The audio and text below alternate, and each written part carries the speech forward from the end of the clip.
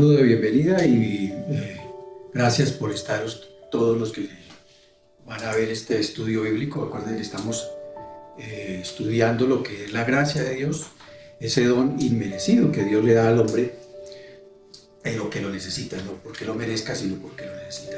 Y ya hemos llevado varias charlas y hoy vamos a tratar el tema de la gracia, basándonos en la primera carta del apóstol Pablo a los Colosenses, de los versículos 12 al versículo 20. En los primeros versículos de la carta, el apóstol saluda a los colosenses y les recuerda que él los quiere siempre en sus oraciones.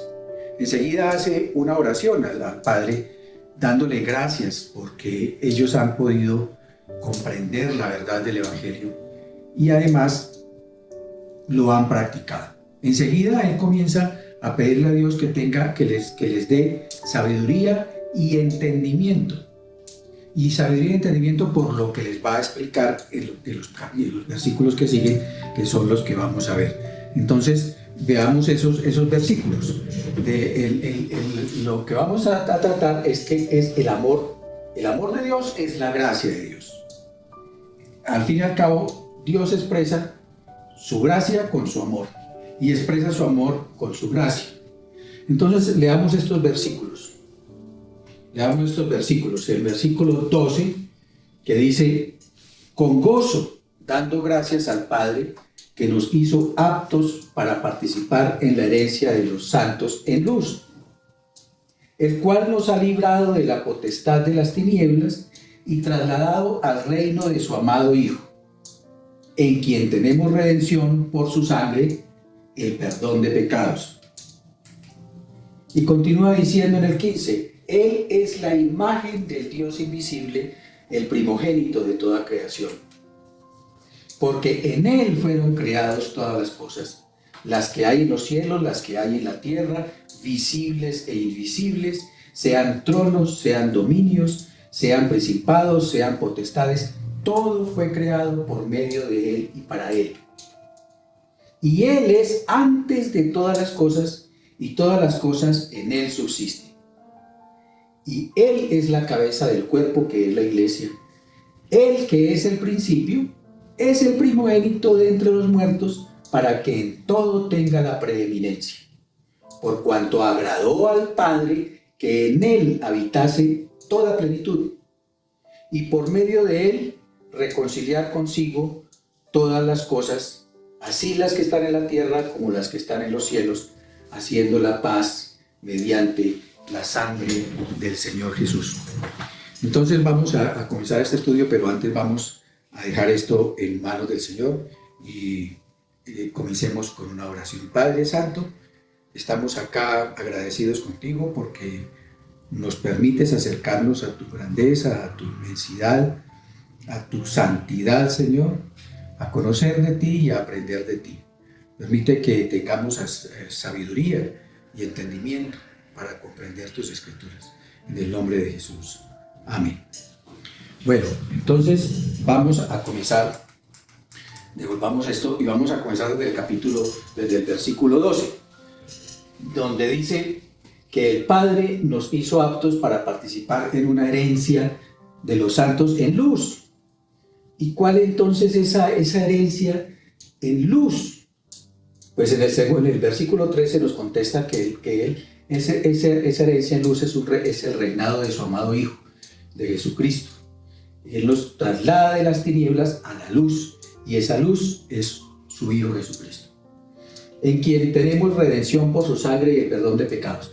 Dejemos estos versículos entonces para estudiarlos al final, porque es todo un banquete lo que nos da Pablo en estos versículos, y lo vamos a analizar al final, en la segunda parte, porque en la primera parte vamos a tener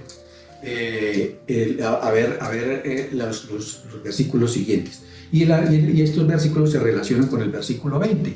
Entonces vamos a ver los siguientes versículos. Comencemos entonces estudiando los siguientes versículos. Dice que Jesús es la imagen del Dios invisible, el primogénito de toda creación.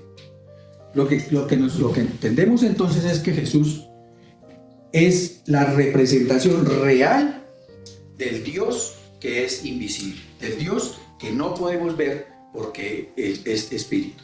Pero Jesús es la imagen de Él y además nos dice que es el primogénito.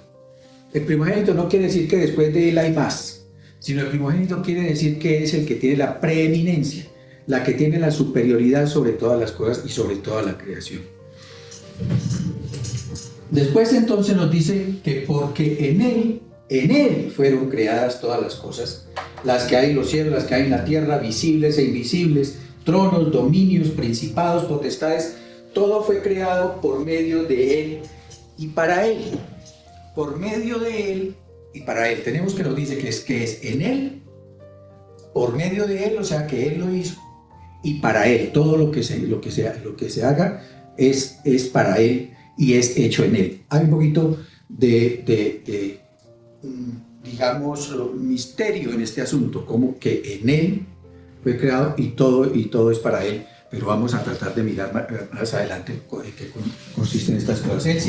Pablo sigue diciendo entonces que Él es antes de todas las cosas y todas las cosas en Él subsisten. Y en el 18 dice que Él es la cabeza del cuerpo, que es la iglesia. Él que es el principio, es el primogénito de entre los muertos, y aquí aclara, para que en todo tenga la preeminencia. Por cuanto agradó al Padre, fue voluntad del Padre, al Padre le agradó que en Él habitase toda la plenitud de la deidad habitase en Él, Dios mismo habitando en Él. Y por medio de Él reconciliar consigo a todas las cosas, así las que están en la tierra como las que están en los cielos, haciendo la paz mediante la sangre de su cruz. ¿Y por qué entonces por qué está Pablo insistiéndoles en esta parte de la deidad del Hijo? Porque en la época había corrientes religiosas que promulgaban de que Jesús no era Dios. Entre esos está, por ejemplo, el arrianismo. Arriano, que era un sacerdote alejandrino, tenía una corriente teológica donde decía que Jesús fue creado por Dios, y al ser creado por Dios, pues no era Dios. Otra vertiente que había y que ha ganado mucha popularidad, mucha fama, era el gnosticismo. Y los gnósticos decían que Dios creó el mundo, hizo toda su creación creando unos seres. Creó un ser primero, y ese ser, por una emanación de luz de Dios, creó ese ser, y ese ser produjo otra emanación que produjo otro ser, y esa otra, y así sucesivamente, hasta que el último ser que produjo una de esas emanaciones fue el que creó el universo en el cual nosotros vivimos, hizo toda la creación. Y además afirman ellos entonces que Jesús pues era una de esas emanaciones del proceso de la creación de Dios. Esas teorías habían ganado bastante fuerza entre los mismos judíos y ya estaban penetrando a la iglesia cristiana que estaba predicando Pablo. Pero ¿de dónde salían entonces esas creencias? ¿De dónde salían esas interpretaciones, esas teorías? ¿De dónde salían? Pues salían de las interpretaciones de los textos sagrados judíos que hacían cada uno de ellos para formar sus vertientes. Los judíos tienen una serie de libros que se consideran sagrados.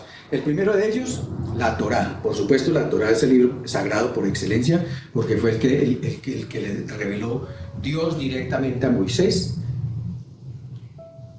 y se lo entregó en el monte con una escritura que es la misma, la escritura en arameo. Entonces les entregó la escritura y les entregó esos textos que son los primeros 5 libros que nosotros conocemos de la Biblia, el Pentateuco. Eso es la Torá y es el libro sagrado por excelencia, pero tienen otros libros que son sagrados, que son los escritos y los profetas. Es decir, y ese se llama el Tanaj. El Tanaj viene a constituir Toda la Torá, o sea, el Pentateuco, más los escritos y los profetas, o sea, lo que nosotros llamamos el Antiguo Testamento. Y hasta ahí vamos en concordancia, porque al fin y al cabo nosotros también tenemos las escrituras del Antiguo Testamento como sagradas, revelación de Dios. Pero ellos tienen otros libros sagrados, como son el Talmud, el Midrash y hasta el mismo Zohar, el libro del esplendor, que los consideran sagrados y los estudian y los leen, y los estudian los judíos para ayudarles a interpretar las escrituras del Antiguo, de lo que nosotros denominamos el Antiguo Testamento. Esas escrituras para nosotros no son sagradas. Y el cristiano como tal no las lee ni las estudia, o por lo menos el grueso de los cristianos. Tenemos nosotros en cambio otros libros sagrados, que son los evangelios, las cartas de Pablo y las cartas de los apóstoles, lo que nosotros denominamos el Nuevo Testamento, y que junto con el Antiguo Testamento constituye la Biblia completa. Ahora, para ellos estos libros no son sagrados y por lo tanto no los estudian ni los leen, por lo menos el grueso de los judíos, y ahí llevamos como un empate entonces. Ahora, vamos a mirar qué es lo que dicen esos textos, judíos, y que causó esa controversia en ese tiempo. Es lo que vamos a verlo rápidamente. Esto no quiere decir que nos vamos a judaizar por estar estudiando estas cosas. Ningún cristiano en realidad puede judaizarse. Es imposible que un cristiano sellado por el Espíritu Santo vuelva atrás y se judaice y no crea entonces en Jesucristo. El cristiano como tal está sellado por el Espíritu y no echa marcha atrás. Lo dijo Jesús cuando oró en el capítulo 17 del Evangelio de San Juan. Oró al Padre y le dijo: todos los que me diste los he conservado y ninguno se va a perder. Así es que cualquier cosa que estudiemos, pues lo que nos puede hacer es, si no está de acuerdo con nuestra fe, fortalece nuestra fe. Y si está de acuerdo con nuestra fe, pues con mayor razón fortalece nuestra fe. Ahora, Pablo, como judío, estudiaba estos libros. Me imagino que al ser discípulo de Gamaliel, pues él estaba estudiando todo esto para ayudar a interpretar las escrituras. Y Jesús, como judío, tenía conocimiento perfecto de estos textos, que corrían paralelos a la Biblia durante el tiempo. Entonces, no hay problema con que vayamos a estudiar algo de esto, de dónde salieron todas estas cosas que creían en esa época, esas vertientes religiosas. Ahora, veamos unos conceptos que tienen los judíos acerca de Dios. ¿Qué es la esencia de Dios para los judíos? Dios, en su esencia para el judío, es amor. Dios, en esencia, es luz. Dios, en esencia, es espíritu. Y Dios, en esencia, es eterno. Por eso uno de los nombres que le ponen es el Eterno. Y hay muchos versículos de la Biblia que soportan esta creencia de la esencia de Dios. Ahora, ¿qué nosotros creemos? Que en primera de Juan 1:5 dice: este es el mensaje que hemos oído de él y os anunciamos. Dios es luz y no hay ninguna tinieblas en él. Además de que Dios es luz, no hay tinieblas en él. Es luz perfecta. ¿Qué más tenemos nosotros que creemos? Lo que dice en primera de Juan 4:8. El que no ama no ha conocido a Dios, porque Dios es amor. Tenemos entonces que Dios es luz y Dios es amor para nosotros. Y tenemos también que Juan 4:24 dice: Dios es espíritu, y los que le adoran en espíritu y en verdad es necesario que le adoren. Como Dios es espíritu, nos tenemos que acercar espiritualmente a Él. Con el espíritu es que nos acercamos a Dios. Entonces nosotros creemos que también igual que Dios es amor, que Dios es luz, que Dios es espíritu, y por supuesto nosotros creemos que Dios es eterno, porque ha existido siempre y va a existir siempre. Dios es eterno. Veamos entonces qué nos dice entonces estos textos además. Dios es eterno, Dios es eterno, Dios es Or, o sea, Dios es luz, y es Ein Sof, que es la esencia. Dios es la esencia, y Dios es luz, y Dios es eterno. Es lo que nos dice en estos libros. Entonces, el principal propósito de la creación fue que Dios mismo pudiera revelarse a la obra surgida de sus manos, ya que ninguna cosa creada podría soportar la luz sin límites de Dios. En este concepto, entonces, Dios es una luz perfecta, santa, que no puede ser vista, porque como dice ahí, ninguna cosa creada podría soportar la luz. Y Él en su infinito amor, que es dar, Él quería manifestarse a una creación. Entonces tenía que hacerlo. ¿Qué pasa entonces? Por tanto, como un concepto secundario, Dios debe restringir su esencia y reducir y ocultar su luz. O sea, para poder Él manifestarse a una creación que pudiera soportar su presencia, necesitaba que esa creación pudiera verlo a Él. Entonces tenía que ocultar la luz. Así como cuando uno trata de mirar el sol en un eclipse, y para poderlo ver tiene que poner unos filtros oscuros, porque si no le quema la retina. Uno no puede mirar al sol directamente porque le quema la retina. Para poderlo ver había que hacer unos filtros, ponerse unos filtros que le permiten mirar al sol directamente. Igual Dios, entonces, para poder hacer su creación, era necesario que restringiera su luz. ¿Cómo hizo eso? Pues entonces tenía Dios que crear un espacio para su creación. ¿Dónde podría crear Dios un espacio para su creación? Si viviéramos nosotros que esto es Dios, que es esta diapositiva es Dios, o sea, solo luz. Esto es ¿dónde podría hacer su creación? ¿Por fuera? No hay por fuera, porque todo es Dios. No hay un por fuera. Tenía que hacerlo dentro de sí mismo.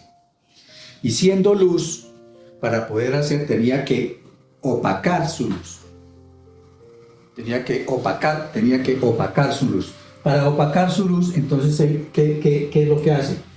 En un punto de su luz, en un punto de él mismo, oculta su luz. Y crea la oscuridad. Este punto de luz, en toda la inmensidad de Dios, un punto es el punto de la oscuridad, que es en realidad lo único que Él crea, porque Dios es luz y no hay tinieblas en Él. No existían las tinieblas, no existía la oscuridad. Él crea la oscuridad. ¿Y cómo la crea? Ocultando su luz. Al ocultar en un punto su luz, entonces crea la oscuridad. Y fue lo único en realidad que Él creó. Porque crear es producir algo a partir de producir algo que no existe, a partir de nada, a partir de los mismos elementos no existe. En cambio, cuando hacemos cosas, pues las hacemos a partir de elementos. Yo puedo hacer un carro y para eso necesito hierros y tornillos y fibra de vidrio y vidrios. Necesito elementos. Estoy haciendo un carro o fabricando un carro, pero no creando un carro. Aquí sí Dios creó la oscuridad. Fue lo único que creó, porque el resto de su creación entonces ya existía en Él. Desde antes de la creación del mundo, ya usted y yo y todo lo que existe ya estaba en Dios mismo. Porque desde que Él tuvo la intención de manifestar su amor, de hacer su creación, ya las cosas existieron en Él. Entonces esas cosas no fueron creadas. Cuando nosotros vemos en el primer versículo de Génesis que dice, en el principio creó Dios, ese creó, la palabra creó ahí es bara, Bereshit bara Elohim. Ese bara, esa palabra bara es exclusiva para la creación de Dios, no aparece en la Biblia más. sino en esta parte de como unas 2 veces aparece más adelante, pero referente a la creación también. Esta palabra bara es exclusiva para la creación y no quiere decir exactamente crear, sino criar, sacar de sí, como cuando un animalito da una cría, la saca de sí, entonces da una cría. La palabra bara significa más propiamente criar. De hecho, si usted lee la Biblia de la Reina Valera de 1909, dice, en el principio crió Dios los cielos y la tierra, porque el significado es más criar, sacar de él. Entonces eso fue una bara, Dios bara las cosas, pero aquí sí creó un punto de oscuridad para hacer su creación. Entonces tenemos que entender también una cosa. Esto que vemos aquí, lo representan ellos como la creación de Dios, lo llama de Sinsum, bueno, eso no tiene importancia, es que en el punto oscuro que él creó, emite un rayo de su luz a esa oscuridad. ¿Para qué? Para atenuar su luz. Tenemos que tener en cuenta una cosa, cuando hablamos del Dios como luz, nosotros tendemos a imaginarnos la luz que nosotros vemos. No, la luz que nosotros vemos es una luz física, es material. Albert Einstein descubrió que la luz que viene del sol, eso, tiene un peso, o sea, está constituida por partículas que tienen peso y son atraídas por la gravedad. Esa luz no es la luz de Dios, esa luz que vemos nosotros es la luz física, la luz de Dios es una luz espiritual, tenemos que tener en cuenta eso. Dios penetra la oscuridad que creó con su rayo de luz creadora. Ahora, ese rayo de luz no es una creación, porque es el mismo Dios penetrando en la oscuridad. Ese rayo de luz no es un diosito pequeño, porque contiene toda la esencia de Dios mismo, contiene su rayo de luz creador y penetra la oscuridad, que es con la que Dios va a crear el universo. En ese rayo está la plenitud de Dios. Ese rayo es prácticamente Dios mismo, pero sin que Dios deje de ser el Dios grande, el Dios eterno. Su rayo de luz tiene una conexión directa con él, sin dejar de ser el Dios eterno. Ahora, ese símbolo del espacio vacío, dicen los textos, no tuvo lugar en la esencia de Dios, sino en su luz. Esa fue la primera forma llevada a la existencia y representa el poder de la creación de Dios, que fue llevado a la existencia con el propósito de crear el universo. Esta luz que había existido antes, porque esa luz pertenece a Dios mismo, no había lugar donde ponerla. Dios debe ser tanto inmanente como trascendente. Debe llenar toda la creación y al mismo tiempo debe estar absolutamente separado de la creación. Si Dios está en todas partes, porque Él es omnipresente, Dios está en toda su creación, no es Él su creación, Él trasciende su creación, o sea, es inmanente, pero es trascendente también. Ahora, eso es de lo que dicen los textos. ¿Qué creemos nosotros? ¿Qué es lo que nosotros podemos inferir? En Juan 8:12 dice, otra vez Jesús les habló diciendo, yo soy la luz del mundo. El que me sigue no andará en tinieblas, sino que tendrá la luz de vida. Jesús es la luz del mundo. Colosenses 1:16 al 17 fue lo que vimos, dice, porque en Él fueron creadas todas las cosas, las que hay en los cielos, las que hay en la tierra, visibles e invisibles, sean tronos, sean dominios, sean principados, todo fue creado por Él y para Él y en Él. En Él. Y Él es antes de todas las cosas, Él es antes de todas las cosas y todas las cosas en Él subsisten. En el principio era el verbo era con Dios, el verbo era Dios, este era en el principio con Dios, todas las cosas por Él fueron hechas y sin Él nada de lo que ha sido hecho fue hecho, dice Juan, del 1 al 3.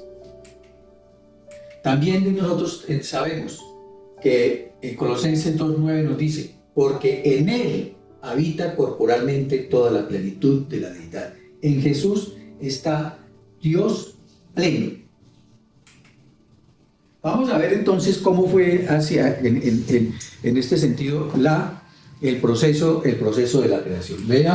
Vimos entonces que la luz, el Ein Sof, el eterno, la esencia, dicen los libros, los textos entonces sagrados judíos, emite su rayo de luz en la oscuridad. Emite su rayo de luz, que es Él mismo, no una creación, sino es Él mismo que penetra la oscuridad. Ese rayo de luz lo denomina Keter, que quiere decir corona. Ese rayo de luz es la corona de la creación. Representa la voluntad de Dios de hacer la creación.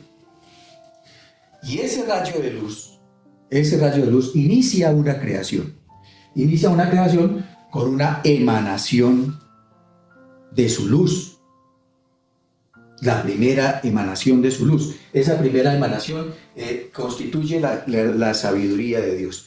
Dios hizo todo con sabiduría. Su primera emanación en la creación fue en su sabiduría. Y ese primer mundo que genera con su emanación, es el reino de Él en su sabiduría. Y que nosotros sabemos entonces que en Proverbios 1:7 dice: el principio de la sabiduría es el temor de Dios. Esta es la traducción que nosotros vemos, pero en la traducción original de este versículo es: en el principio es la sabiduría, el temor de Dios.